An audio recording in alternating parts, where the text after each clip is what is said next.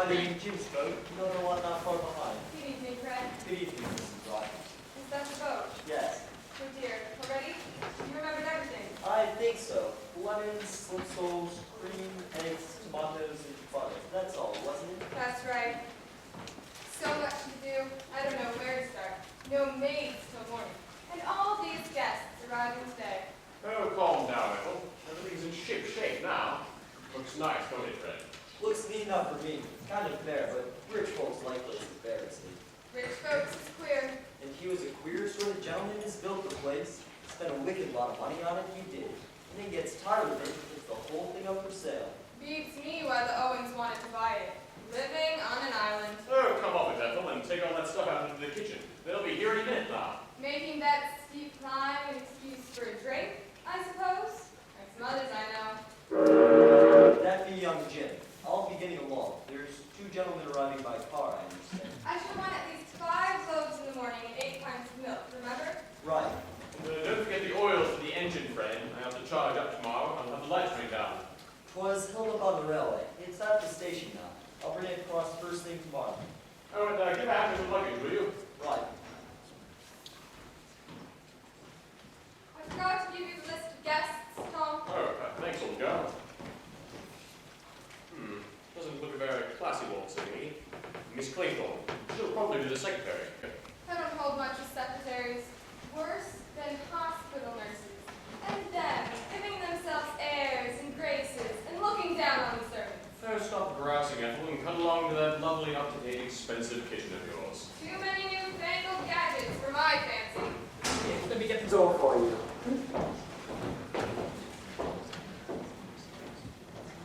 So this is it. How perfectly lovely. Miss Claythorne. You're Rogers. Yes. Good evening, miss. Good evening, Rogers. Will you bring up my luggage? And Captain Lombard. Very good, miss.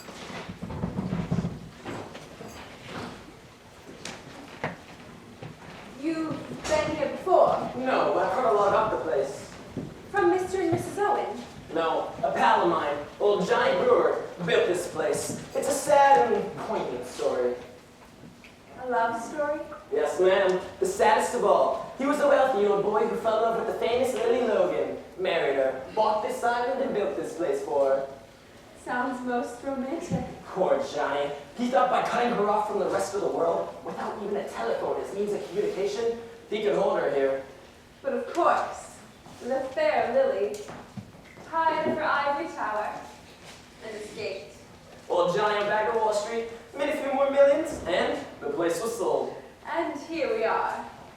Well, I have to find Mrs. Owen. It would be very rude for you to leave me here all by myself. Would it? Oh, well, I wonder where she is. She'll come along when she's ready. While we're waiting, do you think I can have a drink? I'm very dry. Of course you could. It's certainly warm after that steep climb. What's yours? No thanks, not for me. Not on duty. A good secretary is never off duty. Really? This is exciting. What? All this, the smell of the sea, the gulls, the beach, and this lovely house. I'm going to enjoy myself. I think you are. I think we both are. Here's to you. You're very lovely. Where is Mrs. Owen? Oh, Mr. and Mrs. Owen will be down from London tomorrow, miss. I thought you knew. Tomorrow, I what? have a list here of the guests expected, miss, if you'd like to have it. The second boatman's just arrived. Thank you. How awful. I say, you will be sweet and help me, won't you? I want to move from your side. Thank you. It seems silly to have brought only us in the first boat, and all the rest in the second. That, I'm afraid, was not accident, but rather design. Design, what do you mean? I suggested to the boatsman that there was no need to wait for any more passengers. That and 5 shillings soon got the engine started. Oh, you shouldn't have done that. Well, they're not a very exciting lot, are they? I thought the young man was rather nice looking. Callow, definitely callow, and very, very young. I suppose you think a man in his 30s is more attractive? I don't think, my darling. I know. A wizard place we got here. I'm Mrs. Owen's secretary.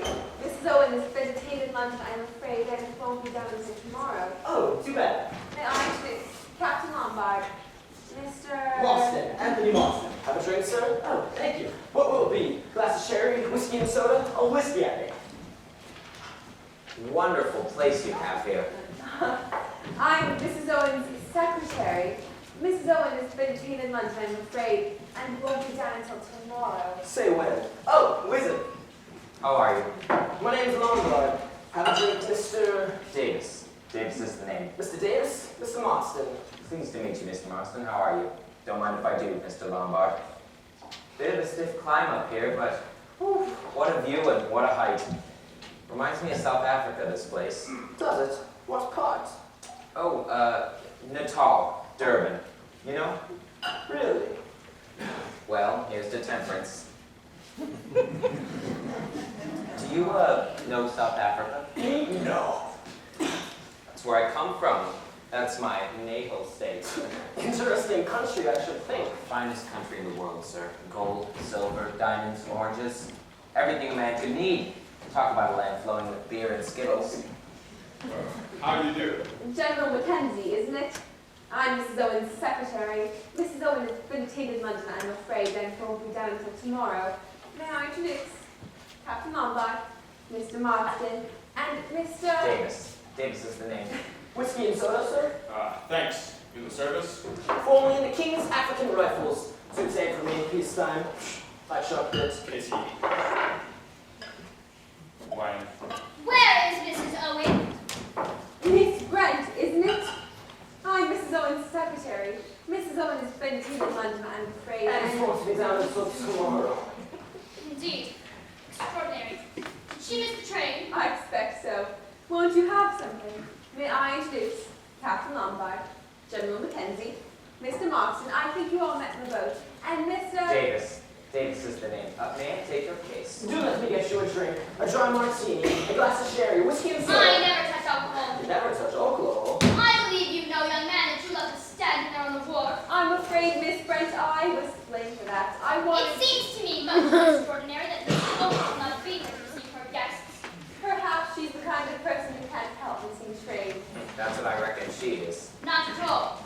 Mrs. Owen isn't the least like that. Perhaps it was her husband's fault. She hasn't got a husband. I should like to go to my room. Of course, I'll take you there. You'll find Mrs. Rogers upstairs, miss. She'll show you your room. I'm afraid our host and hostess haven't arrived yet, sir. My name's Lombard. Mine's Walgrave. How do you do? How do you do? Have a drink? Yes, please. A whiskey. How are you? Davis. Davis is the name. I say, a wonderful place you have here. Quite unique. As you say, quite unique. Your drink, sir. Oh, Badger wrote up yet? What did you say? Badger you wrote me in for the show. When's he coming? I don't think he is. Nobody by the name of Berkeley. That old dirty double-crosser. He let me down. Well, it is a pretty wizard island. Rather wizard girl. That secretary.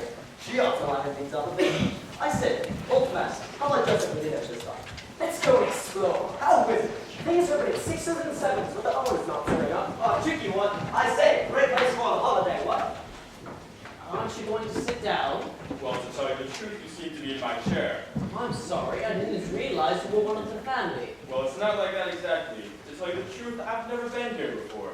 But you see, I live at the Benson Club, half the last 10 years, and my seat seems to be just about there. Can't get used to sitting anywhere else. It becomes a bit of a habit. It certainly does. Thank you.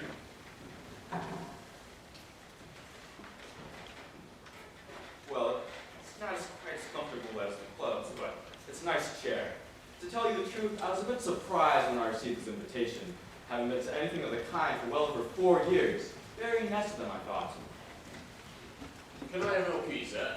Is Lady Constance Comington expected here, can you tell me? Lady Constance Comington? Oh, I don't think so, sir. Coming down with Mr. and Mrs. Owen. Oh, Allow me, sir. Can I have your key, sir? No thanks. I'll unpack for myself. Ah, dinner is at 8 o'clock, sir. Shall I show you to your room? Please.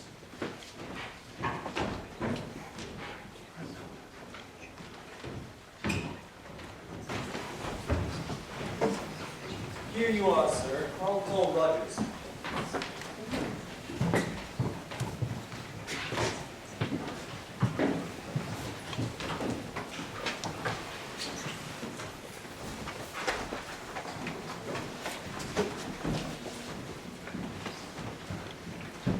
How are you? Davis. Davis is the name. Mine's Armstrong. Okay. Dr. Armstrong, I believe. Yes. Thought so. Never forget a face. Don't tell me I forgot to one of my patients. No, nothing like that. I once saw you in court giving expert evidence. Oh, really? Are you interested in the law? Well, you see, I am from South Africa. Naturally, the legal processes of the country are bound into the colonial. Oh, yes, of course. Okay. Have a drink. No, thank you. I never touch it. Do you mind if I do? Mine's empty. Not a bit. I have been having a look around this island. It's a wonderful place, isn't it? Wonderful. I could not help but noticing when we were coming across from the mainland what a haven of peace this place was. Too peaceful for some, I dare say. Wonderfully restful. Wonderful for the nerves. Under a specialist, you know. Yes, I know. Did you come down by train? No, I motored down. Stopped at a patient along the way. Great improvement. Wonderful response. It's about 200 miles, isn't it? How long did it take you? I didn't try. I never read. Bad for the nerves. Some man or some fellow nearly drove me into a ditch near Adamsbury. Shot past me at about 80 miles an hour. Just driving, I dare say. Wish I had his number. Yes, and if only more people would take down the numbers of these young broken. Yes, well, you must excuse me. I must have a word with Mr. Owen. Oh, but Mr. Owen won't be coming.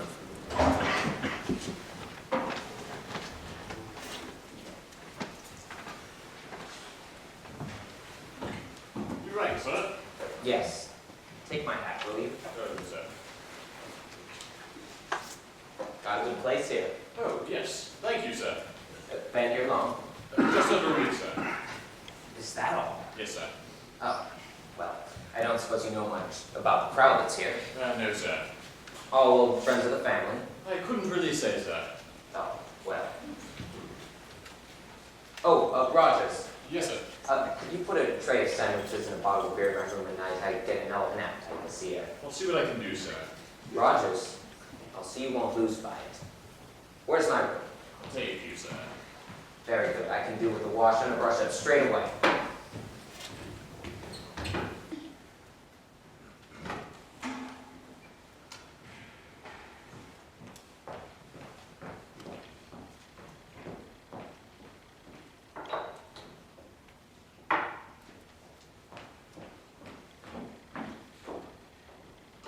Oh, there you are, Rogers. You ought to clear these dirty glasses. You're always leaving the dirty work to me. Here I am, with a 4-course dinner on my hands, and no one to help me. You might come and give me a hand to dish it up. Who was that you were talking to, by the way? Oh, Davis. South African gentleman. No clouds, if you ask me. And no money either. I don't like him. Don't like any of them much. More like the bunch we had in the boarding house, I would say. Davis gives out that he's a millionaire or something. But you should see his underwear. Cheap as they make them. Not treating us right. All these visitors arriving today, and the maid's not coming till tomorrow. What do they think we are? Now then, anyway, the money's good. So it ought to be. Catch me going to service again unless the money was good. Well, it is good, so what are you going on about? Well, I can tell you this, Rogers. I'm not staying any place where I'm put upon. Cooking's my business. I'm a good cook. First rate, old girl. But the kitchen's my place, and housework's none my business. Call these guests. I've a good mind to put my hat and coat on and walk out now, and go straight back to Plymouth. You can't do that, old girl. Who says I can't? Why not, I should like to know. Because we're an island, old girl. Have you forgotten that? Yes. And I don't know as I fancy being on an island. Well, not that I do either, come to that. No slipping down to the pub or going to the pictures. Well, it's double wages on account of the difficulty, and there is plenty of beer in the house. That's all you ever think about. Beer! Now, stop your nagging. You get back to the kitchen or your dinner will be spoiled. It'll be spoiled anyway, I expect. Everybody's going to be late. Wasted on them anyway. Thank goodness I didn't make a souffle. Oh! Dinner won't be a minute, miss. Just a question of dishing out. Is everything all right, Rogers? Can you manage between the two of you? Oh, yes. Thank you, miss. The missus talks a lot, but she gets it done.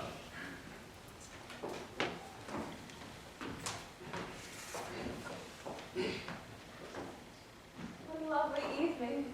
The weather seems very settled.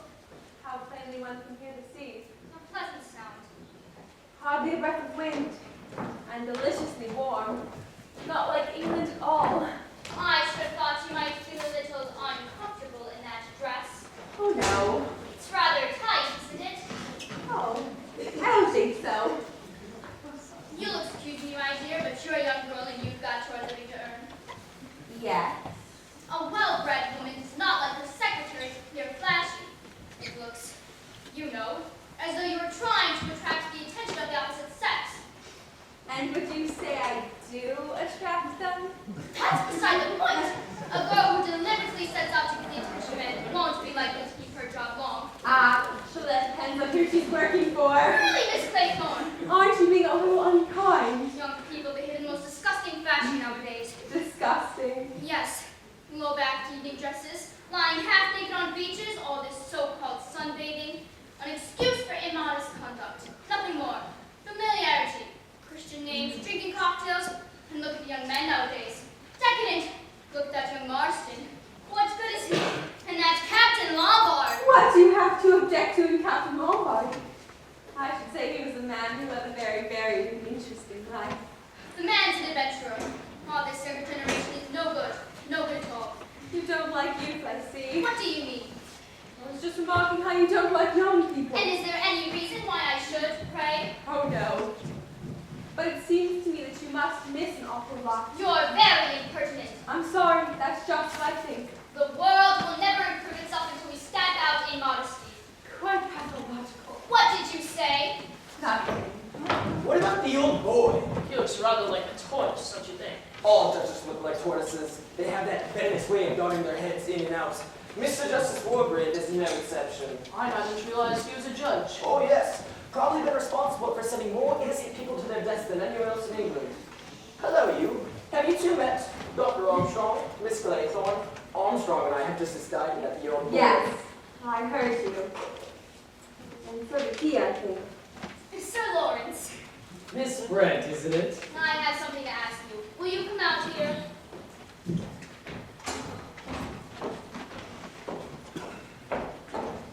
A remarkably fine night. Absolutely wizard car. A sports variety Corota. You don't see many of them on the road anymore. I can get over 100 out of them. Did you come from London? Yes, 208 miles. And I did it in a bit over 4 hours. Too many cars on the road, though, to keep it up. Touch 90 go to Salisbury. Not too bad. I think you passed me on the road. Oh, yes. You nearly drove me into a ditch. Did I? Sorry. I'd seen a number, I'd have reported you. But you were fiddling along in the middle of the road. Footling at me, footling! Well, why don't we get some drinks? A good idea. Would you like one, Miss Claythorne? No, thank you. Good evening, Mrs. Owen. Why, Mrs. Owen? You'd make the most attractive wife for any wealthy businessman. 2 Owens flirt so outrageously. Always. Well, now we know. Tell me, what do you think Miss Brent is talking to the judge about? She tried to buttonhole him upstairs. I don't know. Funny. She seemed so definite that there wasn't a Mr. Owen. You don't think that, Mrs. Owen? I mean that there isn't. That they aren't. What, Mary, do you mean? Well, something of the sort, or... Yeah, shame we don't know each other. I can give you a lift down. Yes, that would have been grand. I'd like to show you what I can do across Salisbury Plain. Tell you what, maybe we drive back together. Oh, but Oh, but it's damn silly. I got an empty gun. Yes, but she likes the way she's getting back down, and well... Look, aren't they sweet? Those 10 little China soldier boys. And there's the old nursery rhyme. What are you talking about? What soldiers? What nursery rhyme? 10 little soldier boys went out to dine. One choked his little self, and then there were 9. 9 little soldier boys sat up very late. One overslept himself, and then there were 8. 8 little soldier boys traveling in Devon. One got left behind, and then there were 7. Ladies and gentlemen, silence please. You are charged with these indictments, that you did respectively, and at divers times, commit the following. Edward Armstrong, that you did cause the death of Louisa Mary Cleves. William Henry Bloor, that you brought about the death of James Stephen Lendor. Emily Caroline Brent, that you were responsible for the death of Beatrice Taylor. Vera Elizabeth Claythorne, that you killed Peter Ogilvy Hamilton. Philip Lombard, that you were guilty of the deaths of 21 men, members of an East African tribe. John Gordon Mackenzie, that you sent your wife's lover, Arthur Richmond, to his death. Anthony James Marston, that you were guilty of the murder of John and Lucy Combs. Thomas Rogers and Ethel Rogers, that you brought about the death of Jennifer Brady. Lawrence John Wargrave, that you were guilty of the murder of Edward Seaton. Prisoners at the bar, have you anything to say in your defense?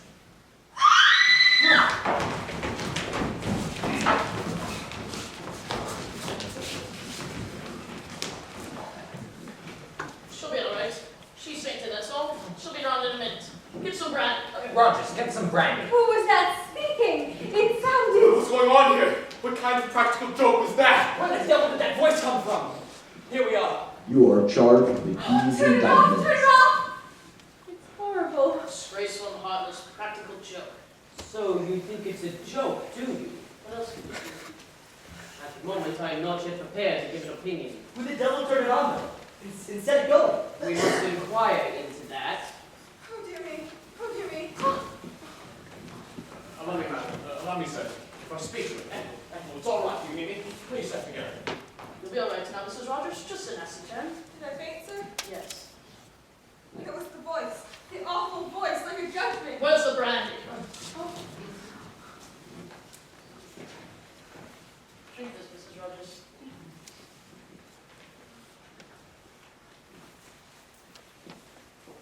I'm all right now. Just give me a turn. Of course it did. Gave me a turn too. Wicked lies it was. I'd like to know. Who was it put that record on the gramophone? Was it you, Rogers? I was just obeying orders, sir. Whose orders? Mr. Oaks. Let me get this quite clear. Mr. Owen's orders were what exactly? I was to put the record on the gramophone in the study. I was to find the record in the drawer in there. I was to start with that one, sir. I thought it was just a piece of music. A very remarkable story. It's the truth, sir. Full heaven, it's the truth. I didn't nose on that record, not for a moment. And a name on it, sir, I thought it was just to give you all some music. Is there a title? A title? Yes, sir. It's entitled Swan Song. The whole thing's preposterous. Preposterous. Singing accusations about like this. Something must be done about it. This fellow Owen, whoever he is. That's just it. Who is he? That is what we must go into very carefully. I should suggest that you get your wife to bed, Rogers. Then come back here. I'll give you a hand. Will she be all right, Doctor? Yes, quite all right. Don't know about you, sir, but I feel like I need another drink. I agree. I'll get them. Preposterous. That's what it is. Preposterous. I should like a glass of water. I'll get it. I'll have a little whiskey, too. She'll be all right. I've given her a sedative. Now then, doctor, you'll want a drink after all this. No, thank you. I never touch it. Oh, so you said. You'll have this one, General.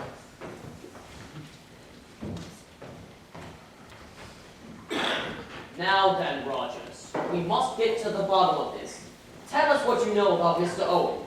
Well, he owns this place, sir. I am aware of that fact. What I want you to tell me is what you yourself know of the man. Well, I can't say, sir. You see, I've never seen him. You mean you've never seen him? Well, been here just under a week, sir, my wife and I.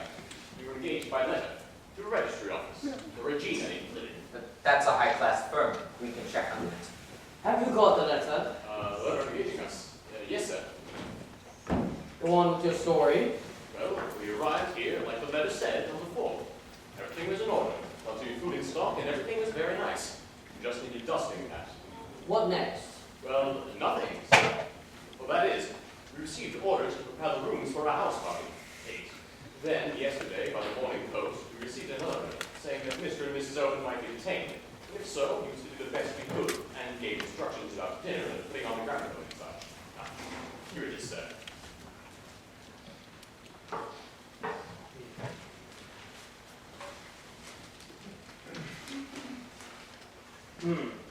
Headed Ritz Hotel in Tyburn. Coronation machine number 5. Quite new. No defects. Inside paper. Most common make. We shan't get much out of this.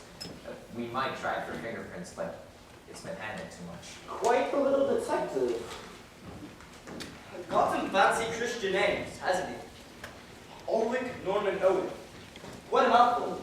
I'm obliged to you, Mr. Marston. You have drawn my attention to a curious and suggestive point.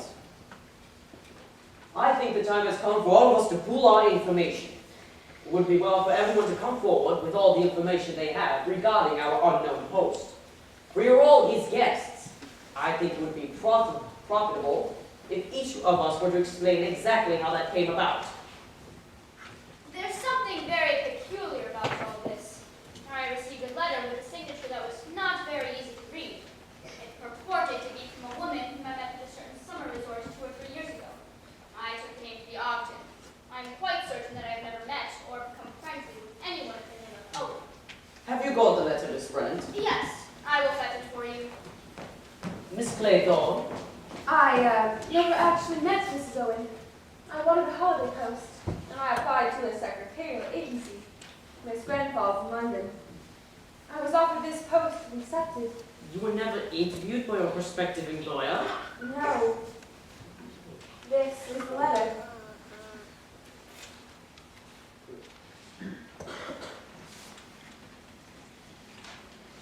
Soldier Island, Sicklehaven, Devon. I received your name from Miss Grenfell's agency. I understand she knows you personally. I shall be glad to pay you the salary you ask and shall expect you to take up your duties on August 8th. The train is the 12:10 from Paddington, and you will be met at Oakbridge Station. I enclose £5 for the expense. Yours truly, Una Nancy Owen.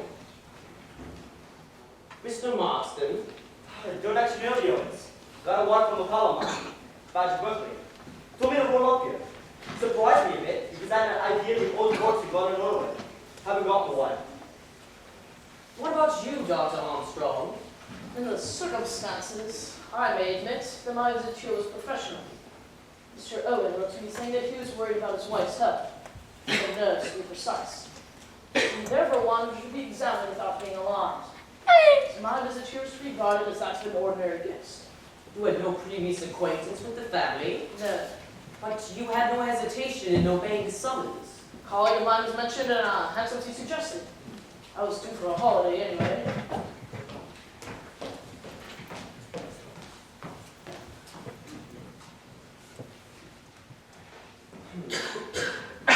Dear Miss Brent, I do hope you remember me.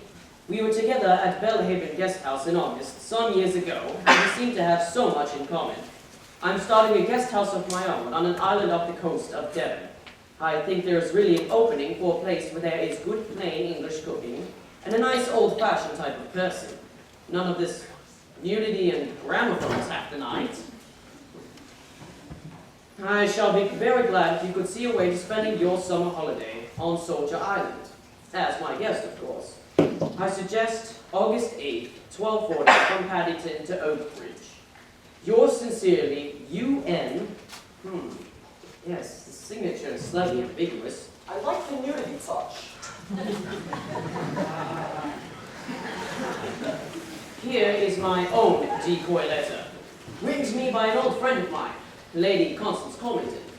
She writes in her usual vague, incoherent way, urges me to join her here, and refers to her host and hostess in the vaguest of terms. Look here, I just thought of something. In a minute. But We will take one thing at a time, if you don't mind, Captain Lombard. General Mackenzie. Got a letter from this fellow Owen. Thought I must have met him sometime at the club. Mentioned some old cronies of mine who were to be here. Spoke out excuse informal invitation. Haven't kept the letter, I'm afraid. And you, Captain Lombard? Same sort of thing. Invitation mentioning mutual friends. I haven't kept the letter either. Just now, we had a somewhat disturbing experience. An apparently disembodied voice spoke to each of us by name, uttering certain definite accusations against us. We will deal with those accusations presently. At the moment, I'm interested in a minor point. Amongst the names received was that of William Henry Bloor. But, as far as we know, there was no one named Bloor among us. The name of Davis was not mentioned. What do you have to say about that, Mr. Davis? Cat's out of the bag, it seems. I suppose I'd better admit my name is not Davis. You are William Henry Bloor? That's right. I'll add something to that. Not only are you here under a false name, Mr. Bloor, but in addition, it appears this evening you are a first-class liar. You claim to have come from Natal, South Africa. I happen to know South Africa and Natal very well, and I'm prepared to swear that you've never stepped foot there in your life. You gentlemen have got me all wrong. I'm an ex-CID man. Well, a compliment. I got my credentials and I can prove it. I run a detective agency in Plymouth. I was put on this job. By whom? Why, Mr. Owen sent me a money order of expenses and said I was to pose as a house guest.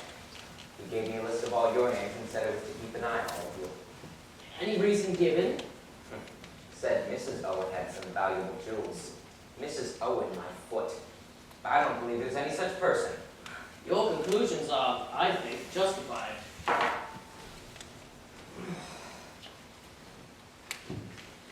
Ulick, Norman, Owen, Una Nancy Owen.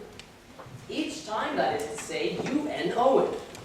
Or, by a slight stretch of fancy, unknown. It's fantastic! Mad! Oh yes, I have no doubt in my own mind that we've been invited here by a madman. Probably a dangerous homicidal lunatic. Oh my God! Whoever it is was enticed us here, that person has taken the trouble of finding out a great deal about us. Very great deal. And out of his knowledge concerning us, he has made certain definite accusations. Well, it's I wish to say this. Our unknown friend accuses me of the murder of a man called Edward Seaton. I remember Seaton perfectly well. He came before me for trial in June 1930. He was charged with the murder of an elderly woman. He was very ably defended and made a good impression on the jury in the witness box. Nevertheless, on the evidence, he was certainly guilty. I summoned up accordingly, and the jury brought in the verdict of guilty. In passing sentence of death, I fully concur with this conclusion. The appeal was lodged on the grounds of misdirection. The appeal was dismissed, and the man was duly executed. I wish to say before you all that my conscience is perfectly clear on the matter. I did my duty, and nothing more. I passed sentence on a rightly convicted murderer. Did you know Seaton at all? I mean, personally. I knew nothing of Seaton previous to the trial. Your boy's lying. I'll swear it's lying. Fellow's a madman, absolute madman. Got a beat in his butt. Got hold of the wrong end of the stick all around. Best really to leave this sort of thing unanswered. However, feel I have to say, no truth in whatever he said about young Arthur Richmond. Richmond was one of my officers. I sent him on a reconnaissance in 1917. He was killed. Also like to say, resent very much, slur my wife. She's been dead a long time. Best woman in the world. Absolutely. Caesar's wife. I've just been thinking. John and Lucy Combs must have been a couple of kids I ran over near Cambridge. Oh, beastly bad. For them or for you? Well, I was thinking for me. Well, of course, you're right, sir. It was damn luck for them too. Of course, it was just an accident.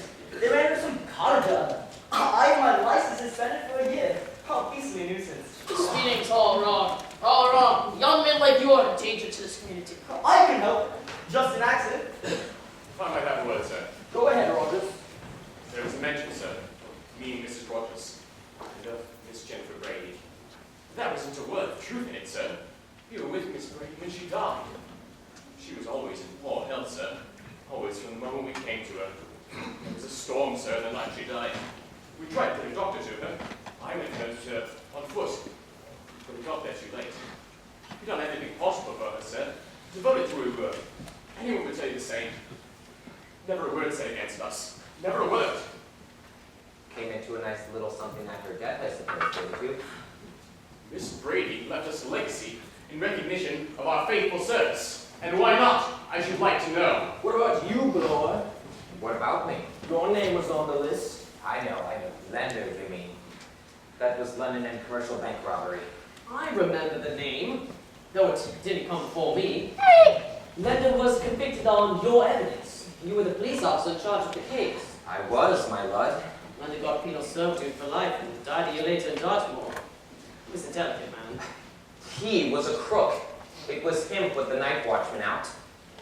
The case was clear from the start. You were complimented, I think, on your able handling of the case. I got my promotion. I was only doing my duty. Convenient word, duty. What about you, Armstrong? I'm at a loss to truly understand the matter. What was the name? Close? I cannot truly remember having a patient of that name, or being connected to a death in any way. Though it was a long time ago. Could have been one of my operation cases in the hospital. Coming too late, so many of these people. And then when the patient dies, it's always the surgeon's fault. And then it's better to take up nerve cases and give up surgery. Some, of course, give up drink. I protest. You've no right to insinuate such things. I never touch alcohol. My dear fellow, I never suggested that you did. Anyway, Mr. Unknown seems to be the only one who holds all the facts. Miss Claythorne? I was nursery governess to Peter Hamilton. We were in Cornwall for the summer. He was forbidden to swim out far. One day when my attention was distracted, he started off. As soon as I saw what happened, I swam after him. But I didn't get there in time. Was there an inquest? Yes. I was exonerated by the coroner. Mother didn't blame me either. Thank you. Miss Brent? I have nothing to say. Nothing? Nothing. You reserve your defense? There is no question of defense. I have always acted according to the dictates of my conscience. Well, what a law-abiding lot we seem to be. Mine, self-accepted. We are waiting for your story, Captain Lombard. I haven't got a story. What do you mean? I'm sorry to disappoint you all. It's just that I plead guilty. It's perfectly true. I left those African natives alone to die in the bush.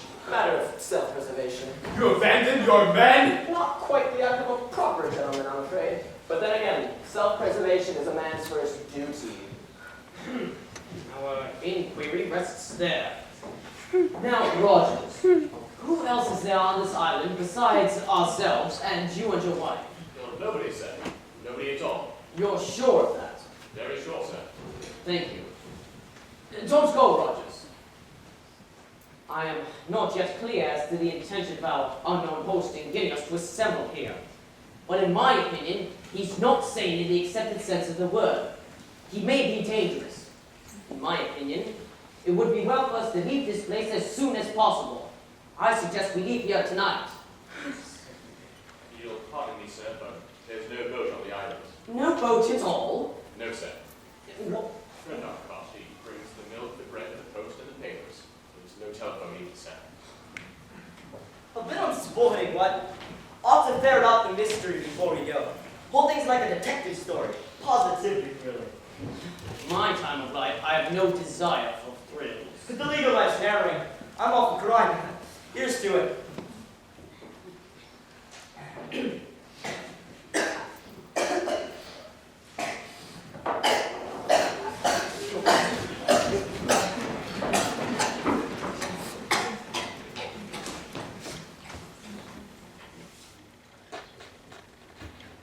He's dead. Dead? And the fellow just choked and died? Call it choking if you like. Lots of died of asphyxiation right enough. Never knew a man could die like that, just with choking fit. In the middle of life, we are in death. Man doesn't die of a mere choking fit, General Mackenzie. Whilst his death is not what we call a natural death. Was there something in the whiskey? Yes, by the smell of its cyanide, potassium cyanide. Works pretty well instantaneously. Then he must have put the stuff in the glass himself. Suicide, eh? That's a wrong go. You'd never think he'd commit suicide. He was so alive. He was enjoying himself. Oh, look. Here's one of the little soldiers off the mantelpiece. Broken.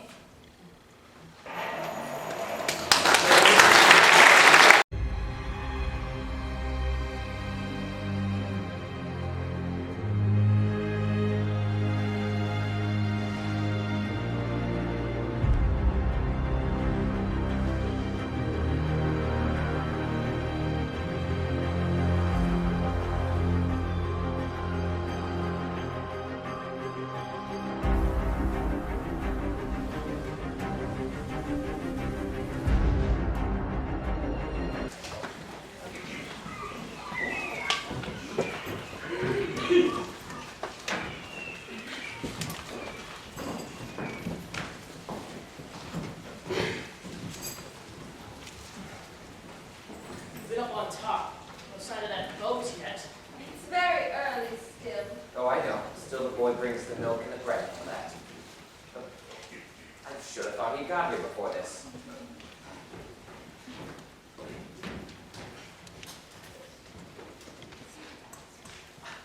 No breakfast yet? Where's that fellow Rogers? Oh, don't let's bother about breakfast. How's the weather looking? Wind's freshened up a bit. Rather a mackerel sky. Old boy in the train yesterday said we were due for dirty weather. I shouldn't wonder if he wasn't right. Wish that boat would come.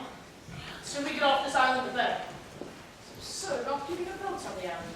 No proper harbor. If a wind came to blow from the southeast, the boat would get dashed to pieces against the rocks. But a boat should always be able to take us from the mainland.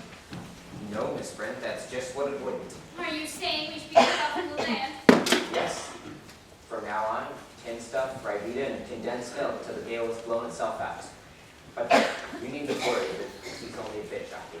I think the pleasures of living on an island are rather overrated. I wish that boat would come. Knowing how this house is built slap up against the cliff, can't sit in the mainland until you've been up top. Shall we go up there again?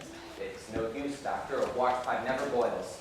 Besides, we couldn't see a boat putting out when we were up there just now. What can this man near cost me? They're all like that in Devon. Never hurry themselves. And Rogers, he ought to be about. I imagine Master Rogers was pretty badly rattled last night. I know. Gasps in the whole thing. Got the wind up properly. I take it even back in his wife did do that old lady in. You really think so? Well, I never saw a man more scared. Guilty as hell, I should say. Fantastic. The whole thing. Fantastic. I say, suppose he talked it. Oh, Rogers, you never said any way that you could. There's no boat on the island, you just said so. Yes, well, I've been thinking. We've only Roger's word for that. Suppose there was one and he nipped it first thing. Oh, no. You wouldn't be allowed to leave the island. Sleep well, General. I dream. Yes, I dream. I don't wonder that. I dreamed of my wife Leslie, you know. Oh, yes. Wish that fellow Narracott would come. Who's Narracott? He's the bloke who brought us over yesterday.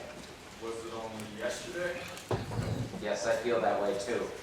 Batty gramophone records, suicides. It's about all a man can stand. So you don't understand. How strange. What's that, General? I don't like the look of him. I reckon young Marston's suicide must have been a pretty bad shock to him. He looks years older. Where's that poor young fellow now? In the study. I put him there myself. Dr. Armstrong, I suppose it was suicide. What else could it be? Oh, no. It's suicide. You know, I had a pretty funny feeling the other night. It's Mr. Unknown Owen. Suppose he's on the island. Rogers may know, or he may have told him to say so.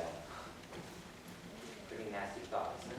But would it have been possible for someone to slip something in Watson's drink without us seeing it? Well, it was standing up there. I suppose anyone could have slipped a dollop of cyanide in if they'd wanted to. Oh, very well, sir. I've been all over the place looking for you. Could you come up and have a look at my wife, sir? Yes, of course. She's still feeling a little better. Oh, she's... We won't leave the island without me. I wish that boat would come. I hate this place. Yes, I think the sooner we can get in touch with the police, the better. The police. The police have to be notified in the case of suicide, you know, Miss Brokaw. Yes, of course. Still no sign of any breakfast? What can that fellow Rogers be doing? Are you hungry, General? Feeling like breakfast? Leslie? Leslie, my dear. No, Fear of Claythorne. Oh, of course. Forgive me. I took you for my wife. Oh, I was waiting for her, you see. I thought your wife was dead long ago. I thought so too. But she's here! On this island. Good morning. Good morning, Captain Lombard. Good morning. Seems to have overslept myself. Boat here yet? No. Bit late, isn't it? Yes. Good morning. You and I could have had a swim before breakfast. Too bad all this. Too bad you overslept yourself. You must have good nerves to sleep like that. Nothing makes me lose my sleep. Didn't dream of any African natives, did you? No. Did you dream of convicts on Dartmoor? Now, look here, Captain Lombard, I don't think that's funny. Well, you started it, you know. I'm hungry. What about breakfast? The whole domestic staff seems to have gone on strike. Well, we can always forage for ourselves. Hello, that's strange. What is? Do you remember we found one of these little fellows smashed last night? Yes, that ought to leave 9. That ought to leave 9. I'm certain there were 10 of them when we arrived. Well, There are only 8. so there are. I think it's queer, don't you? Probably only 9 to begin with. We just assumed there were 10 because of the rhyme. Hello, Armstrong. What's the matter? Mrs. Rogers is dead. No! How? Died in her sleep. Rogers thought that she was still under the influence of the sleeping traps that I gave her. They came down without disturbing her. He lit the kitchen fire and did this room. Then, as she hadn't appeared, he went up to her. Disturbed by her appearance, he came hunting for me. She's been dead for about 5 hours, I should say. What was it, heart? It's impossible to say. After all, she did have a pretty bad shock last night. Yes. She might have been poisoned, I suppose, Doctor, It is perfectly possible. with the same stuff as old Marston. No, not cyanide. Must have been some sort of narcotic or hypnotic. Some kind of habituate or chloral. Something like that. You gave her sleeping powders last night, didn't you? Yes, I gave her a dose of luminol. Didn't give her too much, did you? Certainly not. What do you mean? Sorry, no offense, no offense. I thought that since you had a weak heart, then... The amount that I gave her could not have hurt anyone. So then what exactly did happen? It's impossible to say without an autopsy. If, for instance, this death had occurred in the case of one of your private patients, what would have been your procedure? Without any previous knowledge of the woman's state of health, I could have not possibly given her a certificate. She was a very nervous-looking creature. She had a bad fright last night. Perhaps it was heart failure. Her heart certainly failed to beat. What caused it to fail? Conscience. What do you mean by that, Miss Brent? You all heard. She was accused, together with her husband, of having deliberately murdered her former employer, an old lady. And you believe that's true, Miss Brent? Certainly. You all saw her last night. She broke down completely and fainted. The shock of having her wickedness brought home to her was too much for her. She literally died of fear. It is a possible theory. One cannot adopt it without any more previous knowledge of the woman's state of health. There was a latent Call it, if you prefer, an act of God. Oh, no, Miss Brent. You regard it as impossible that a sinner should be struck down by the wrath of God. I do not.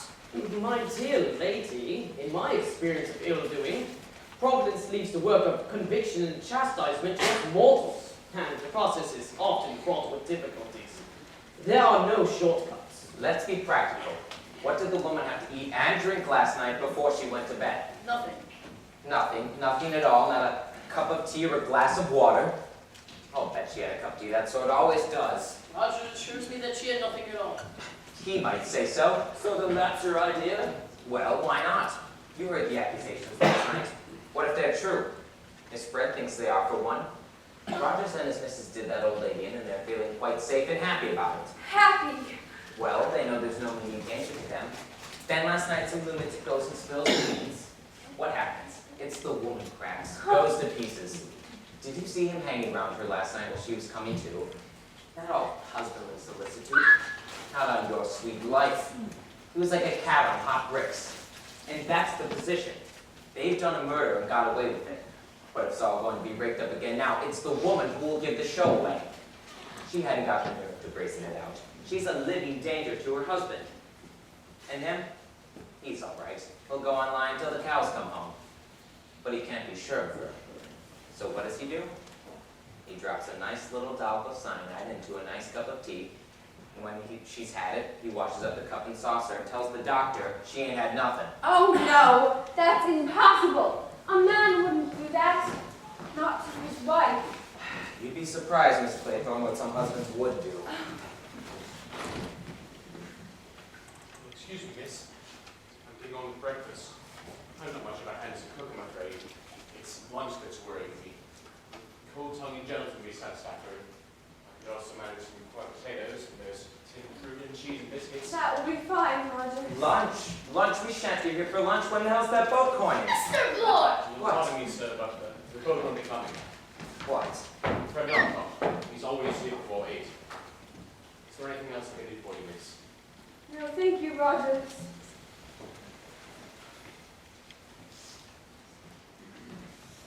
And it isn't Rogers. His wife lying dead upstairs, and he's in the kitchen calmly talking about lunch. Now he says the boat won't be corny. How the hell does he know? Mr. Lord! What? Oh, don't you see? He's dazed. He's just carrying on automatically as a good servant would. It's pathetic, really. He's pulling a fast one, if you ask me. The real significant thing is the failure of the boat to arrive. It means that we are being deliberately cut off from help. That's very little time. Very little time. What's that, General? Very little time. You mustn't waste it talking about things that don't matter. Why do you think Narcot hasn't turned up yet? I think the ubiquitous Mr. Owen has given orders. You mean told him it's all a practical joke or something of that kind? He'd never fall for that, would he? Why not? Soldier Island's got a reputation for people throwing crazy parties. This is just another crazy idea, that's all. Narcot knows there's plenty of food and drink in the island. Probably thinks it's all one huge joke. But can't we light a bonfire up on top of the island so that they'd see it? That's probably been provided against. All signals to be ignored. But can't we do something? Oh yes, we can do something, all right. We can find the funny gentleman who staged this little joke, Mr. Unknown Owen. I'll bet you anything like he's somewhere here on the island. And the sooner we get a hold of him, the better. Because in my opinion, he's mad as a hatter and dangerous as a rat. Hardly a very good simile, Captain Lombard. A rattlesnake at least gives warning of its approach. Warning. My God, yes! Warning!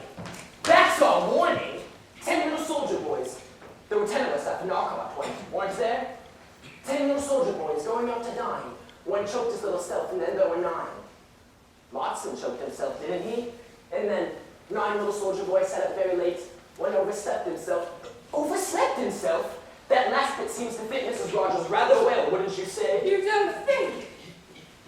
Do you mean that he wants to kill us all? Yes, I think he does. And each one fits with the rhyme. It's coincidence. It must be coincidence. Only 8 little soldier boys here. I suppose that's coincidence, too. What do you think, Bloor? I don't like it. But there's nobody on the island. I'm not so sure of that. This is terrible. None of us will ever leave this island. Can't somebody shut up, Grandpa?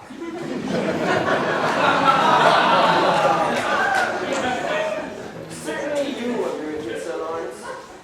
Up to a point, yes. Then the sooner we get to work, the better. Come on, Armstrong. Come on, Bloor. We'll make short work of it. I'm ready. Nobody's got a revolver by any chance, do they? I suppose that's too much to ask for. I've got one. Always carry that about with you. Usually. I've been in some safe places, you know. Oh.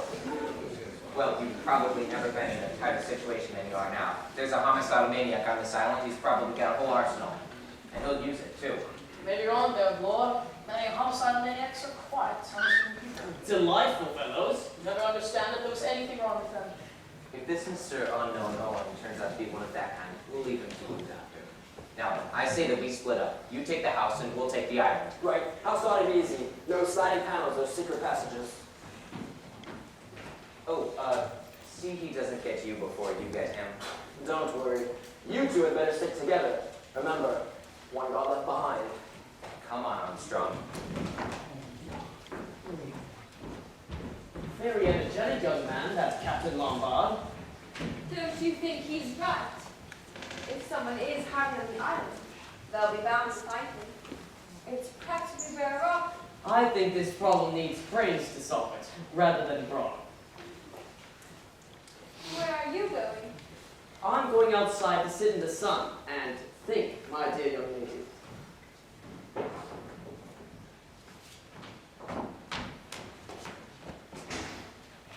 Where did I put that skein of wool? Did you leave it upstairs? Shall I go see if I can find it? No. I'll go. I know where it's likely to be. I'm glad Captain Lombard has got that revolver. We're all wasting time. Wasting time. Do you think so? It's much better to sit back quietly and wait. Wait for what? For the end, of course. I wish I could find Leslie. Well, why? Yes, I wish you'd known her. She was so pretty, so gay. Was she? I loved her very much. Of course, I was a lot older than she was. She was only 27, you know. Arthur Richmond was 26. He was my EDC. He wasn't like me. He used to talk about music and plays together, and she teased him and made fun of him. I was pleased. I thought she took a motherly interest in the boy. Damn fool, wasn't I? No fool like an old fool. Exactly like a book, the way I found out. When I was out in France, she wrote to both of us, but she put the letters in the wrong envelopes. So then, I knew. Oh no. It's all right, my dear. It was a long time ago. But you see, I love her very much, and I believe in her. I never said anything to him. I let it gather inside here! A slow, murderous rage! Damn young hypocrite! I like that boy! Trusted him! I wonder what the others are doing. I sent him to his death! It was quite easy. Mistakes were being made all the time. All anyone could say was that I lost my nerve a bit, made a blunder, sacrificed one of my best men. And yes, it was quite easy. Leslie never found out. I never told her I knew.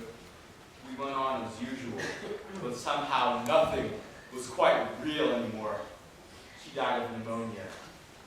She had a heart-shaped face, and gray eyes, and brown hair that curled. Don't. I suppose, in a way, it was murder. Curious. Murder. I've always been such a law-abiding man. Didn't feel like that at the time. Serves him damn all right. That's what I thought. But after, well, you know, don't you? What do you mean? You don't seem to understand. I thought you would. I thought you'd be glad that the end was coming. Oh. We're all going to die, you know. I don't know. You're very young. You haven't gotten to that yet. The relief! The blessed relief when you know it, when you don't at all. That you haven't got to carry the burden any longer. Don't talk to me that way. You don't understand. I want to sit here and wait. Wait for Leslie to come for me.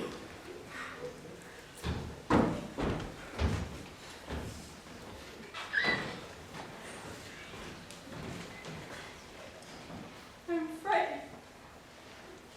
Oh, I'm frightened. All correct. No secret passages. One course. Don't. I say, you deal in the glow. How about a drink to stay your nerves? A drink. 2 cups in the house, 9 o'clock in the morning, and all you say, have a drink! An old man going quite crackers. Have a drink!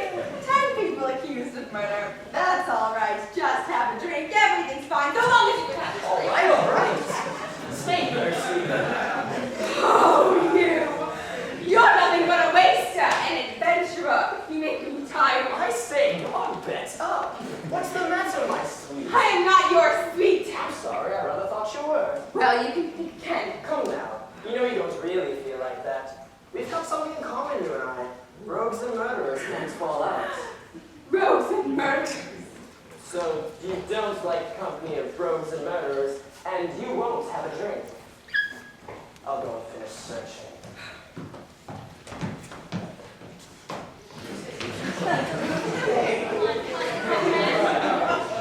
can't find it anywhere. Is anything the matter? I'm worried about the general. He really is ill, I think.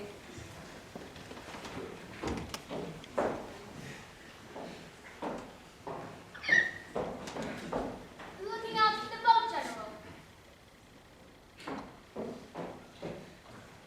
His sin has found him out. Oh, don't. One must face facts. Can any of us afford to throw stones? Even if his wife was no better than she should be, and she must have been a depraved woman, he had no right to take judgment into his own hands. What about Beatrice Taylor? Who? That was the name, wasn't it? You are referring to an absurd accusation about myself. Yes. Now that we are alone, I have no objection to telling you the facts of this. Indeed, I should like you to hear. It was not a fit subject discussed before a gentleman last night, so naturally I refused to say anything. That girl, Beatrice Taylor, was in my service. I was very much deceived in her. She had nice manners and was clean and willing. I was very pleased with her. Foresaw that with sheerest hypocrisy. She was a loose girl with no morals. Disgusting! It was some time before I found out she was what they call in trouble. It was a great shock to me. Her parents were distant folks too, who were brought up strictly. I'm glad to say they didn't condone her behavior. What happened? Naturally, I refused to keep her an hour under my roof. No one shall ever say I condoned immorality. Did she drown herself? Yes, How old was she? 17. Only 17! Quite old enough to know how to behave. I told her what a low, depraved thing she was. I told her that she was beyond the pale and that no decent person would take her into their home. I told her that her child would be born the child of sin and would be branded all his life, and that the man would naturally not dream of marrying her. I told her that I felt soiled by ever having her under my roof. You told the girl of 17 all that? Yes, I'm glad to say I broke her down utterly. Poor little devil. I have no patience with this indulgence towards sin. And then I suppose you turned her out of your house. Of course. And she didn't dare go home. What did you feel like when you found out she drowned herself? Feel like? Yes, didn't you blame yourself? Certainly not. I had nothing with which to reproach myself. I believe that you really feel like that. That makes it even more horrible. That girl's unbalanced. The heathen are sunk down in the pit that they made. In the net which they hid is their own foot taken. The Lord is known by the judgment he executeth. The wicked is snared in the work of his own hand. Be quiet. Do you know the gentleman always? Breakfast is ready. Sir Lawrence Wargrave is sitting out in the sun. Dr. Armstrong and Mr. Blaw are searching the island. I shouldn't bother about them. Shall not the isle shake at the sound of the fall, when the wounded cry, when the slaughter is made in the midst of thee? Shall we go in? I don't feel like eating. Breakfast is ready. Then all the princes of the sea shall come down from their thrones. They shall lay away their robes and put off their broidered garments. They shall clothe themselves with trembling. They shall sit upon the ground and shall tremble at every moment and be astonished at thee. Reading aloud, Miss Brent. It is my custom to read a portion of the Bible every day. Very good habit, I'm sure. What luck did you have? There's no color on the island, no caves. No one could hide anywhere. That's right. What about you, Lombard? No one. I'll stake my life there's no one in this house but ourselves. Breakfast is getting cold. Breakfast! Come on, boy! You've been yelping for breakfast ever since we got up. Let's eat, drink, and be merry, for tomorrow we die. Or, who knows, perhaps, even today. You ought to be ashamed of such levity, Captain Lombard. Come on, General! Can't have this! Breakfast, I say, sir! Breakfast! Dear God! One got left behind. There's a knife in Mackenzie's back. He's dead. But he can't be. How? We're the only ones on this island. Exactly, my dear sir. Don't you realize that this clever and cunning criminal has always been comfortably one stage ahead of us? That he knows exactly what we are going to do next and makes his plans accordingly? There's only one place, you know, where such a successful murderer could hide and have a reasonable chance of getting away with it. One place. Where? Here, in this room, Mr. Owen is one of us.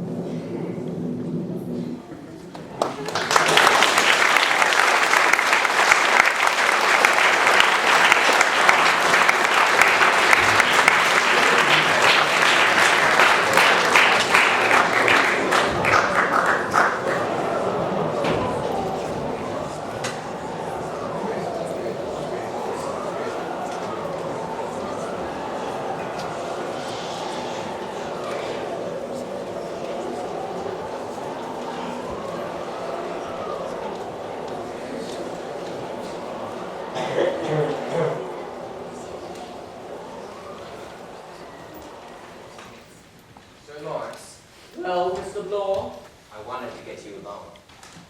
You were right in what you said this morning. This damn murderer is one of us. And I think I know who. really?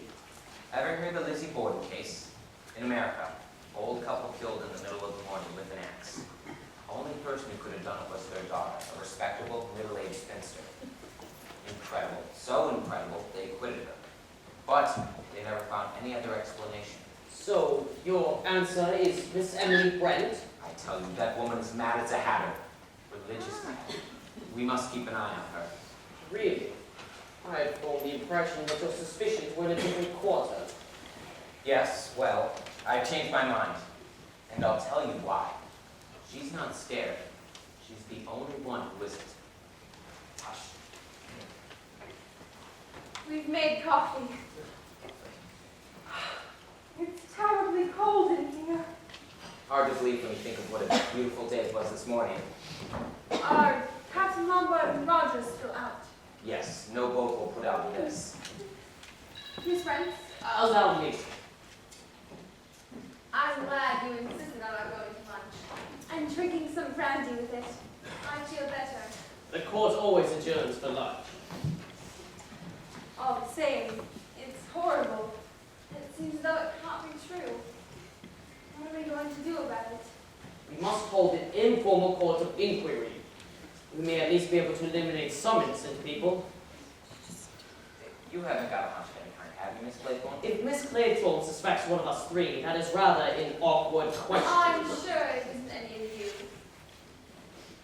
If you ask me who I suspect, I'd say Dr. Armstrong. Armstrong?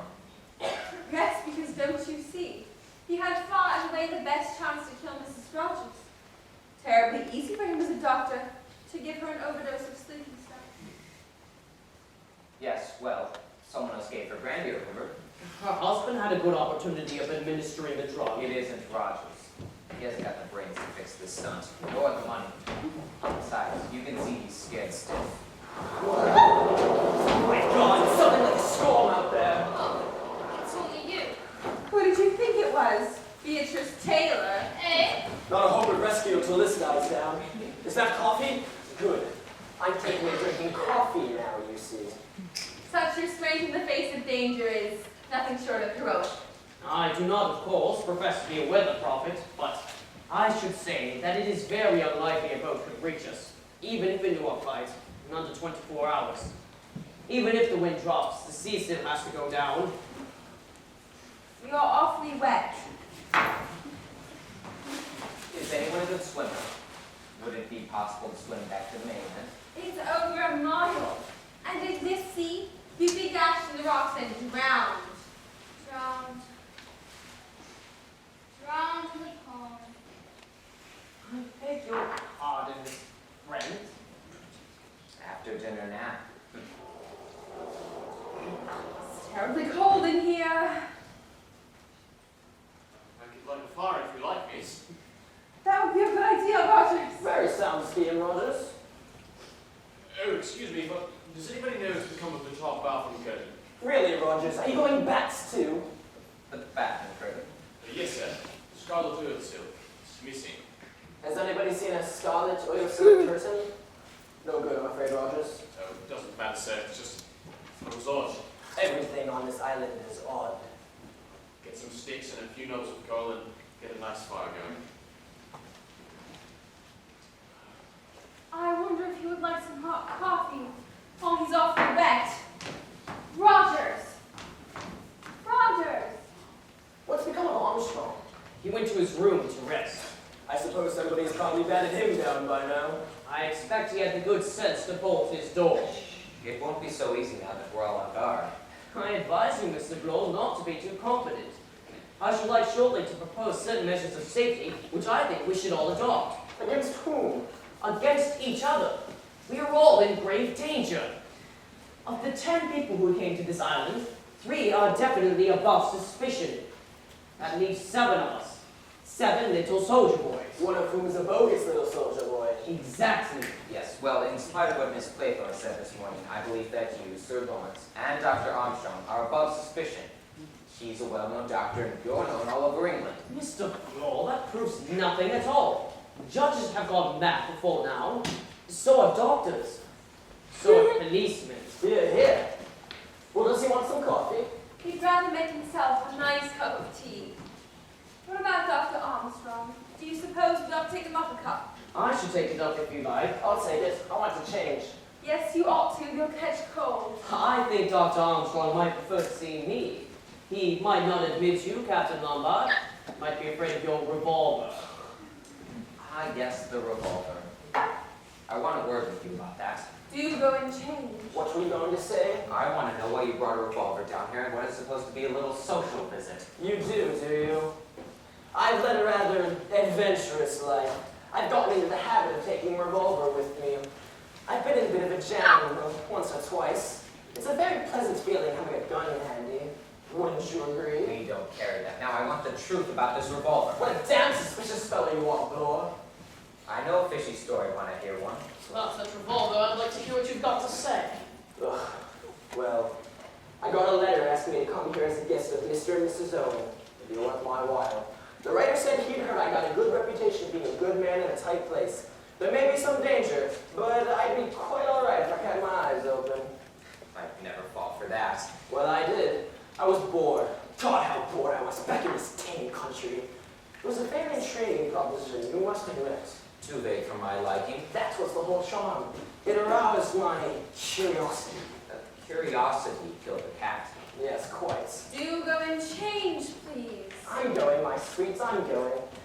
The maternal instinct, I think it's called. Don't be ridiculous. That's a tall story. If he's telling the truth, why didn't he tell it to us yesterday? You may have thought that this was the situation for which he had been prepared. Perhaps it is. I hardly think so. I feel it's just Mr. Owen's little bit of chasing him into the trap with the rest of us. Must have known it very well to plan his curiosity. If it's true, he's a wrong that man. I wouldn't trust him a yard. Are you such a good judge of the truth? We must get out of here before it's too late. The one thing we must not do is give away to nerves. Sorry, just a little bit of physician heal myself. I've been overworked lately and run down. Sleeping badly. Yes, I keep dreaming. Hospital, operations, my wife in my throat. Real nightmares. Ever dream you're in court sentencing a man to death? Are you by any chance referring to a man called Edward Seaton? I can assure you, I should lose no sleep over the death of Edward Seaton. Particularly brutal and cold-blooded murderer. The jury liked him. They were inclined to let him off. I could see, however, I cooked Seaton's goose. It is cold in here. I wish Rogers would hurry up. Yes, where is that fellow Rogers? He said he'd got to go get some sticks. Sticks? Sticks? My God, sticks! My God! Is another one gone? Are there only 6? There are only 5. 5! Roger Lombard! Oh, no. Rogers! What the hell is wrong? I'm like a madman. Have you seen Rogers? No, why should I? 2 more soldiers have gone. 2? What is you? Well, what is it? In the scullery. Is he? Oh, yes. He's dead, all right. How? With an axe. Someone must have come up behind him whilst he was bent over the wood box. One chopped himself in half. And then there was 6. Stop it! Vera, stop it! Here, sit down. God. She'll be quite all right. What's next, boys? Bees? Do they keep bees on the island? Well, that's the next verse, isn't it? 6 little soldier boys playing with a hive. A bumblebee stung one, and then there were 5. A bumblebee stung one. Well, we all look pretty spry. Nothing wrong with any of us. My God, you don't think...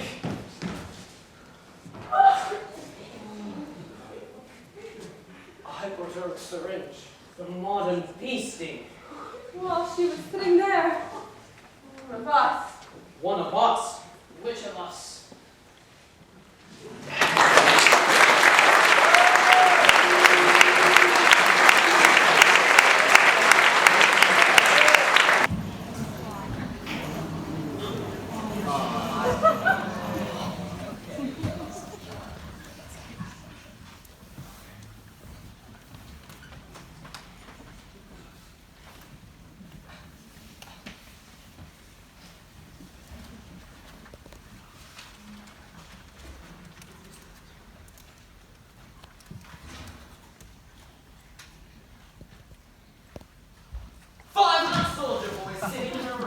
Watching each other and waiting for the blow. New version up to date. I hardly think that this is a moment for facetiousness. Absolutely gloom. Damn that electric plant running down. Let's play a nice rounds game, shall we? Let's try and invent a one called Suspicions. A suspects B, B suspects C, and so on. Let's start with Blore. It's not hard to see whom Blore suspects. It sticks out like a mile. I'm a fancy Blore, aren't I? I won't say no to that. You're quite wrong, you know. Abstract justice isn't my line. If I committed a murder, there'd have to be something in it for me. All I say is you've acted suspiciously from the start. You've told two different stories. You said you brought a revolver. Now you say you've lost it. I have lost it. That's a likely story. What do you think I've done with it? I suggested myself you should search me. Oh, you haven't got it on you. You're much too smart for that. But you know where it is. Oh, you mean I've cached it ready for the next time? I shouldn't be surprised. Why don't you use your brains, Blore? If I wanted to, I could have shot the lot of you by now. Pop, pop, pop, pop, pop. Yes, but that's not the big idea. The crazy touch. My God, man, I'm sane enough. The doctor says there are some lunatics he never knew were lunatics. I'd say that's true enough. You mustn't just sit here and do nothing. Surely there's something that we can do. If you let it on a while. In this weather? It is, I am afraid, a question of time and patience. The weather will clear. Then we can do something. Light a bonfire, heliograph, signal. Question of time. Time! We don't have time! We shall all be dead. I think the precautions we have now adopted will be adequate. I tell you we shall all be dead. All but one. The murderer will think of something. He's thinking now. Poor Louise. What was her name? Please? Was it nerves that made you do her in, doctor? No drink. I used to be a heavy drinker. God help me, I was drunk when I operated. Quite a simple operation. My hands shaking all over the place. I remember her now. A poor, countrified woman. And I killed her. So I was right. That's how it was. Sister knew, of course. But she was loyal to me or to the hospital. I gave up drink. Gave it up altogether. I went for a study of nervous diseases. Very successfully. 1 or 2 lucky shots. The results with a few important women. I've been overworked till lately and run down. Made it to the top of the tree. Until Mr. Unknown Owen, and down will come cradle and doctor and all. Would you stop it with your damnable sneering and joking? Gentlemen, please. We cannot afford to quarrel. That's okay by me. I apologize. This terrible inactivity that gets on my nerves. We are adopting, I feel convinced, the only measures possible. So long as we stay here, all within sight of each other, a repetition of the tragedies that have occurred must be impossible. We have all submitted to a search. Therefore we know that no man is armed either with a firearm or a knife. Nor has any man got cyanide or any drug about his person. We remain, as I say, all within sight of each other. Nothing can happen. But we can't go on like this. We shall need food, sleep. That's what I say. Obviously, the murderer's only chance is to get one of us detached from the rest. So long as we prevent that, we are safe. Safe. You're very silent, Vera. There isn't anything to say. I wonder what the time is.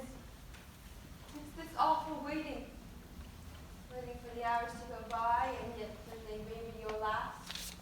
What is the time? 8:30. Is that all? Pretty awfully like this. How are we on candles? There's a whole packet. Storm's dying down a bit. What do you say, sir? Perhaps. We mustn't be too optimistic. The murderer's got everything on his side. And the weather's falling with his plans. We should get some food. If you like, I'll go out, open some tongue, make some coffee. You four stay here. That's right, isn't it? Not quite. You see, Miss Claythorne, it may be inadvisable to eat or drink something that you've prepared at first sight. Oh, you don't like me, do you? It isn't a question of likes or dislikes. There are very few tricks that'll get past you, Sir Lawrence. You know, if you're not offended at my saying, you're my fancy. This is hardly the moment, Captain Lombard, for any of us to indulge in the luxury of taking offense. I don't think it's Lord. I may be wrong, but I can't feel he's got enough imagination for this job. What I will say is, if you are the criminal, I take my hat off to a damned fine actor. Thank you for nothing. I don't believe his arm's strong. I don't think he's got the nerve. You, on the other hand, have plenty of nerve, Vera. Although you strike me as eminently sane. Therefore, if you're going to commit murder, you're a thoroughly good motive. Thank you. I've thought of something. Splendid. Animal, vegetable, or general. That man says he's police officer. We've no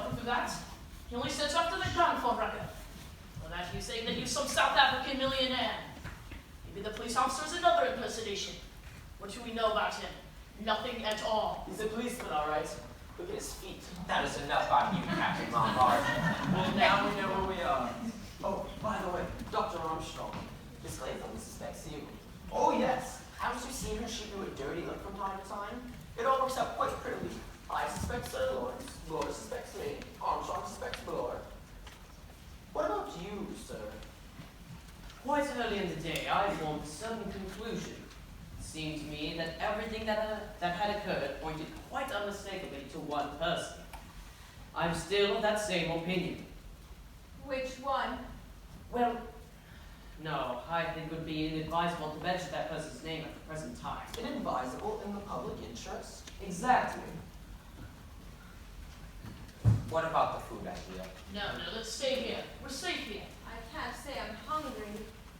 I'm not ravenous myself. You can go and have a guzzle by yourself, Bloor. Tell you what, why don't I go and get a tin of biscuits? Good idea. Oh, Bloor. In an open tin, Bloor.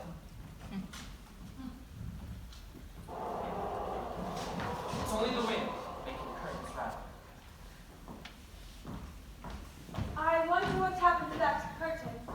The one that Rogers missed. By the wildest stretch of the imagination, I cannot see what any homicidal lunatic would want with a solid toilet silk curtain. Things seem to have been disappearing. Miss Brent lost that scene of knitting wool.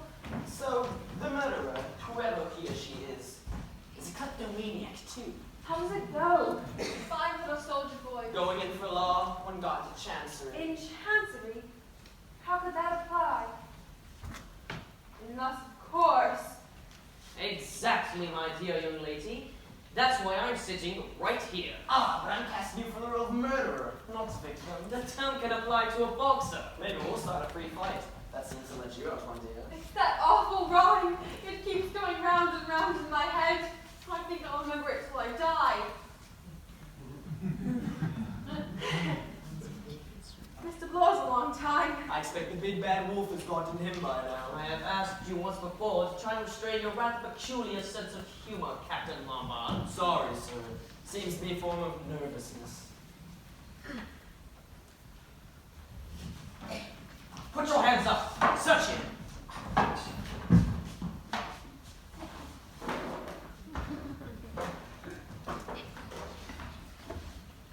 No, thank you. Come now, you've had no dinner. Oh, I couldn't eat anything. I warn you, Bloor will wolf the lot. I don't see the need to be so funny about it. Starving ourselves will not do any good. How will we offer cigarettes? I haven't got any. I've run out too. Fortunately, I'm a pipe smoker. I have got a whole box upstairs in my suitcase. I'll get them. I could do with cigarettes myself. See that you all stay where you are.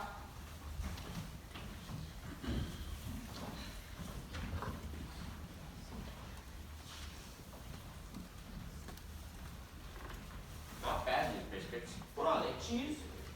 Cheese and celery. That girl ought to have some. My nerves are in a bad state. I don't think that I'd agree with you there, Doctor. Miss Claythorne strikes me as rather cool and resourceful young lady. Quite remarkably so. So then that's your idea? That she's the guilty party? Hardly likely. A woman? You and I, Doctor, see women from slightly different angles. What does anyone say to a spot of whiskey? Good idea. Provided we tackle an open bottle, eh, Bloor? What's going on? Who's that? Philip, where are you? I've lost you! I'm here. Why can't you give up so much? It's awful to talk. You don't know where you are. You don't know where anyone is. No, it's that damn draft on the stairs, blowing out all the candles. Here, I've got a lighter. Where's Dr. Armstrong? I'm hunting for matches. Never mind matches, get more candles! I'm dead. He went right around my throat. Shut it. The window was open in my room. I blew out my candles, I opened the door, and then a long strand of seaweed touched my throat. I fought the dog. I was being strangled by a wet hand. I don't wonder why you yelled. Who hung the seaweed there? I don't know. But when I find out, he'll be sorry he was ever born. Who's that? It's all right, Miss Clayton. It's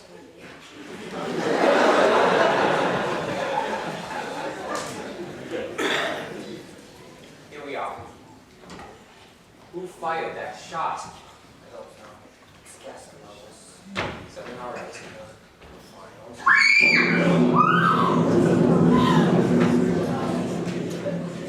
He's dead. Shots to the head. One got in Chancery. And then there were 4. Miss Claythorne. You got me out of the way. You got me to go upstairs for cigarettes. You put that seaweed there. You did it all so you could kill that helpless old man in the dark. You were mad, all of you. Crazy. That's why you wanted the red curtain and the knitting wool. It was all planned long ago for that. You were mad, all of you. Oh God, get me out of here.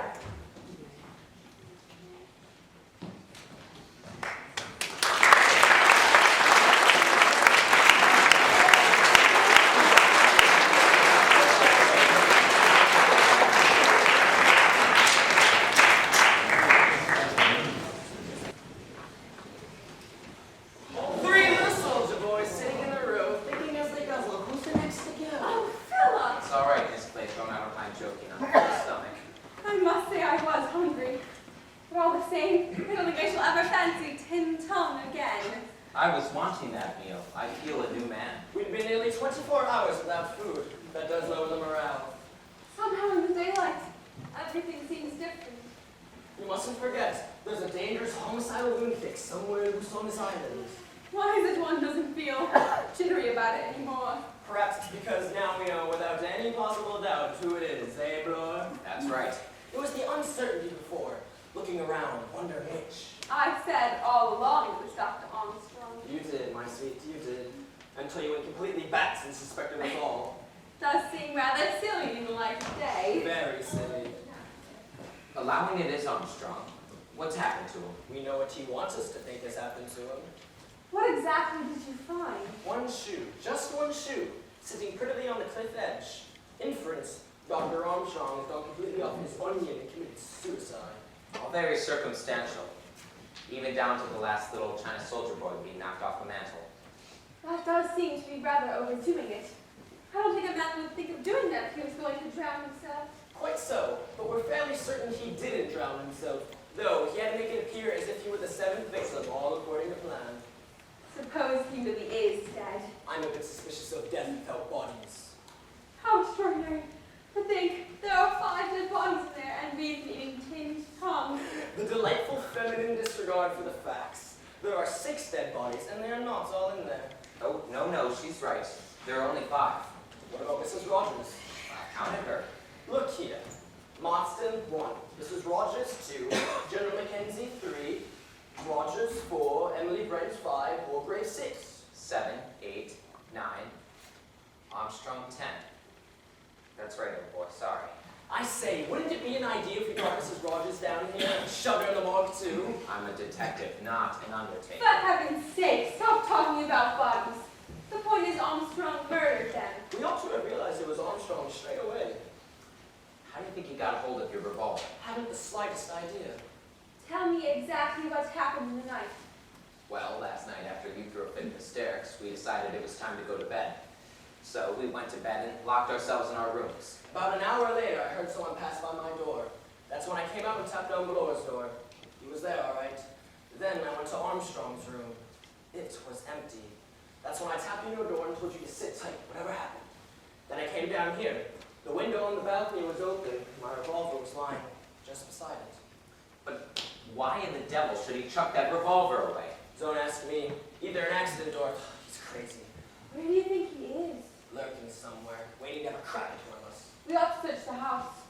And walk into an ambush? No, I hadn't thought of that. Are you sure you heard no one moving about after we went out last night? I imagined all sorts of things. But nothing short of setting the house on fire would have gotten me to unlock my door. I see, just thoroughly suspicious. What's the point of talking? What are we going to do? If you ask me, do nothing. Sit tight and take no risks. Now, look here, I want to go after that fellow. What a dog of the bulldog breed By the way, between friends and without prejudice, you did go in for that little spot of perjury, didn't you? Well, I don't think any odds now. Lender was innocent, all right. The gang squared him, and between us, we put him away for a stretch. Mind you, I would admit it now if it wasn't for that. You think we're on the same boat? Well, I couldn't admit it in front of Mr. Justice Wargrave now, could I? No, hardly. I say, that fellow Seton, do you think he was innocent? I'm quite sure of it. Wargrave had a reason for wanting him out of the way. Well, Lord, I'm delighted you've come off your virtuous perch. I hope you made a tight bit out of it. Nothing like what I ought to have done. They're a mean lot, that Penny gang. I got my promotion, though. And Lender got penal servitude and died in jail. I couldn't tell he was going to die now, could I? No, that was your bad luck. His, you mean? No, yours too. Because as a result of that fact, you might get your life cut short unpleasantly soon. Who? Me? By Armstrong? I'll watch it. You'll have to. Remember, there are only 3 little soldier boys there. Well, what about you? Well, I shall be quite all right, thank you. I've been in tight places before, and I've gotten out of them. But I mean to get out of this one. Besides, I've got a revolver. Yes, the revolver. Now, you said you found it lying down there. What's to say you haven't had it this entire time? Same old gramophone record. No room for more than one idea at a time in your head, is there? Yes, but it is a good idea. You're sticking to it. And I would have thought of a better story than that if I were you. Oh, I only wanted something simple that a policeman can understand. What's wrong with the police? Oh, nothing. Now that you've left the force. Now, look here, Captain Lombard. If you're an honest man, as Oh, you come pretended on, to be, Paul. We're neither of us honest. if you are telling the truth for once, you need to do the square thing and chuck that revolver down there. Don't be an ass. I said I'll go through the house searching for Armstrong, haven't I? If I do that, will you lend me that revolver? No, this revolver is mine. It's my revolver, and I'm sticking to it. Then do you know what I'm beginning to think? You're not beginning to think it, you square-headed flatty. You thought it last night, now you've gone back to your original idea. I'm the one and only you and unknown Owen. Is that it? I won't contradict you. Well, think what you damned well please, but I warn you if you come anywhere near me. I think you're both behaving like a pair of children. Sorry, teacher. Of course, Captain Lombard isn't the unknown. The unknown Owen is Armstrong. And I'll tell you one very good proof of it. Oh, what? Think of the Rhine. 4 little soldier boys going out to sea. A red herring swallowed one, and then there were 3. Don't you see the subtlety of it? A red herring. That's Armstrong's pretended suicide. But it's only a red herring, so he really isn't dead. It's very ingenious. To my mind, it's absolute proof. You see, it's all mad because he is mad. He takes a queer, childish, crazy pleasure in sticking to the rhyme, making everything happen that way. Dressing up the judge, filling rugs between his chopping sticks, using a hypodermic needle on his friend, when he might just as well have drugged her. He's got to make it fit in. And that may give us our next clue. Where do we go from here? 3 little soldier boys walking in the zoo. A big bear hugged one, and then there were 2. Huh. We'll have a tough time with that one if there are no bears on this island. What do you say to a nice bottle of beer, Captain Lombard? Do stop thinking about your stomach, Lord. This craving for food and drink will be your undoing. There's plenty of beer in the kitchen. Yes, and if anybody wanted to get rid of you, the first place they'd think of putting a lethal dose would be in a nice bottle of beer. What's that? A boat? A boat! A boat! Ah! What's got to this? How? Booby trap, a wire, all set, attached to something above. Is he? Yes, Oh, crushed, head stove in. That great bronze bear from the landing above. bear? Oh, how ghastly. This awful childishness. I know. God, what a fool Blore was. And then there were 2. Yes, we'll have to be very careful of ourselves. We shan't do it. He'll get us. Oh, yes, we will. We'll get out of here. I've never been beaten yet. Don't you feel this now? Someone in this room, watching us, and watching and waiting. That's just nerves. Then you do. No, I don't. Oh, please flip us out of this house. Anywhere. Perhaps if that was a boat, they'll see us. All right. We'll go to the the top of the island and wait for relief to come. Then sheer cliff on the far side so we can see if anyone approaches from the house. Anything's better than staying here. Wouldn't you be rather cold in that dress? I'd be colder if I were dead. Perhaps you're right. I'll come reconnaissance. Be careful, Philip. Don't worry, I'm no lord. There's no window directly above. Hello, there's something washed up on the rocks. What? It looks like a body. You'd better wait in there. I'm going to have a look.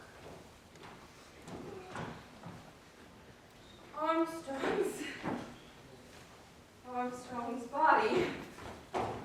It's Armstrong drowned, washed up at high water mark. There's no one on this island. No one at all except us two. Yes, Vera. Now we know where we are. Now we know where we are. A very pretty trick yours with that wire. Quite neat. Old war grave almost knew you were dangerous. You! So you did kill that child after all. No, that's where you're wrong. I didn't. Please believe me. I'm listening. You better make it a good story. It's not a story. It's the truth. I didn't kill that child. It was someone else. Who? A man. His uncle. I was in love with him. Well, go on. Don't sneer. It was hell. Absolute hell. Peter was born after his father's death. If he'd been a girl, he would have gotten everything. Well-known tale of the wicked uncle. Yes, he was wicked. I didn't know. Said that he loved me. But he was too poor to marry. And there was this rock far out that Peter was always willing to swim to. Of course, I wouldn't let him. It was dangerous. But one day we were on the beach. And I had to go back to the house for something I'd forgotten. When I got back, I looked down and saw Peter swimming out to that rock. I know he hadn't a chance. The current had gotten him already. I flew towards the beach. But Hugh tried to stop me. Don't be a fool, he said. I told the little ass he could do it. Come on. This is interesting. I pushed past him. I flew towards the beach and ran into Peter. But he'd gone. Before I could get to him. And everything went off well at the inquest. They called you a plucky girl, and you kept discreetly quiet about Hugh's part of the business. Do you think anyone would have believed me? Besides, I really was in love with him. Well, it is a pretty story. And I suppose Hugh let you down. Do you think I ever wanted to see you again? You certainly are a very accomplished liar, Vera. Can't you believe the truth when you hear it? Who said the traffic killed Lord? I did it and Armstrong's dead. I've broken most of the commandments in my life, and I'm no saint. But there's one thing I won't stand for, and that's murder. Oh, you won't stand for murder. What about those names you got to die in Africa? That's what's so damn funny. I didn't. What do you mean? For once, just once, mocked you, I played the hero. Risked my life to save the lives of my men. Left them my rifle and ammunition and all the food there was. And took a chance for the bush. By the most incredible luck, it came off. But it wasn't in time to save them. And soon after, the rumor got around that I deliberately abandoned my men. That's life for you! Do you expect me to believe that lie? You actually admitted the whole thing. No! I got such a kick out of watching their faces. I can't believe I didn't see it before. It's there in your face. The face of a killer. You can't fool me any longer. You come one step closer, I'll shoot. You, young, lovely, and quite mad. Whoa.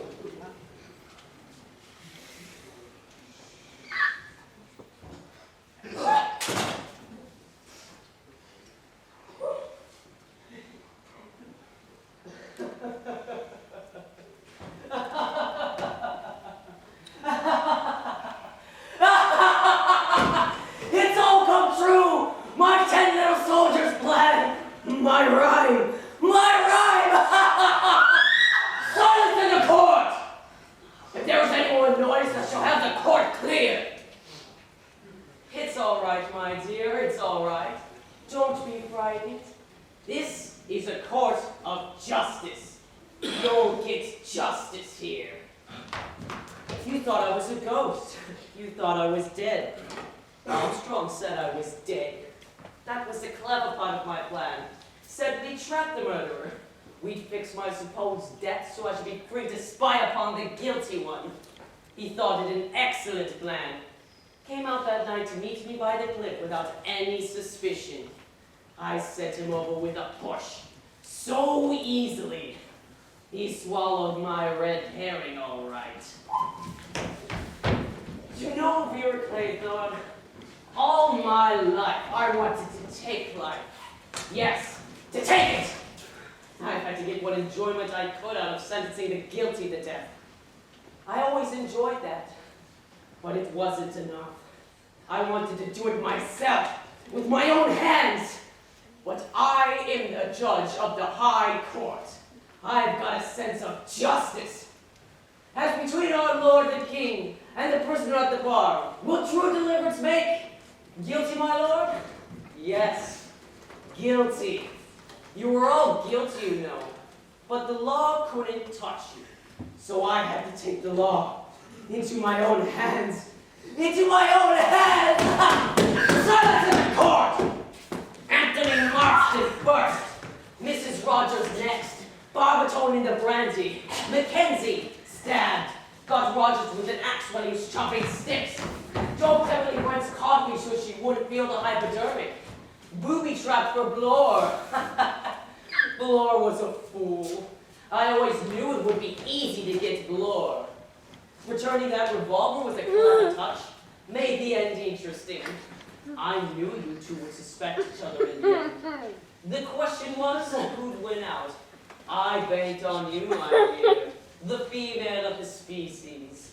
Besides, it's always more exciting to have a girl at the end. Prisoner at the bar! Have you anything to say why sentence should not be passed on you? Vera Elizabeth Claythorne, I sentence you to death! They all must say that. Must plead not guilty. Unless, of course, you're going all out for a verdict of insanity. But you're not mad. I'm mad. But you're not. I'm innocent. I swear I never killed that child when he wanted to kill him. Judge, you know when a person is guilty and when they're innocent. I swear I'm telling the truth. So, you didn't drown that boy after all? Very interesting.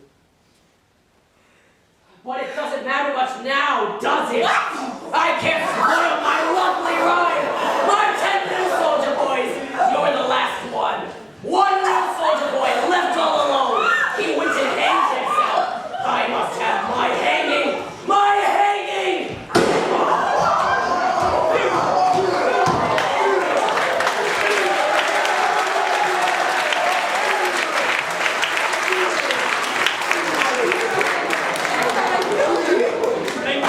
Women can't shoot straight.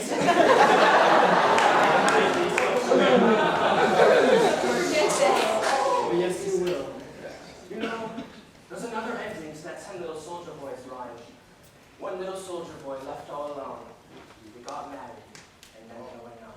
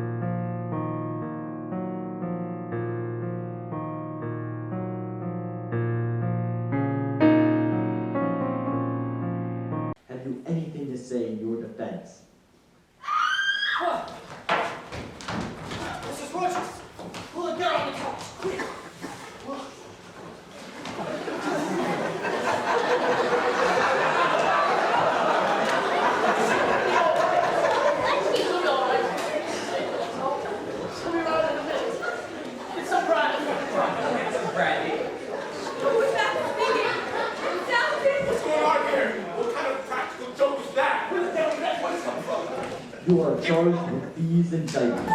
Turn it off! Turn it off! It's horrible. Disgraceful and heartless practical joke. So you think it's a joke, do you? What else could it be? At the moment, I am not yet prepared to give an opinion. Who the devil turned it on them? Instead of going. We must inquire into that.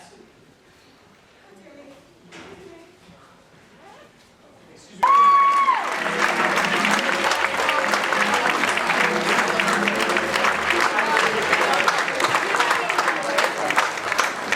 We just wanted to...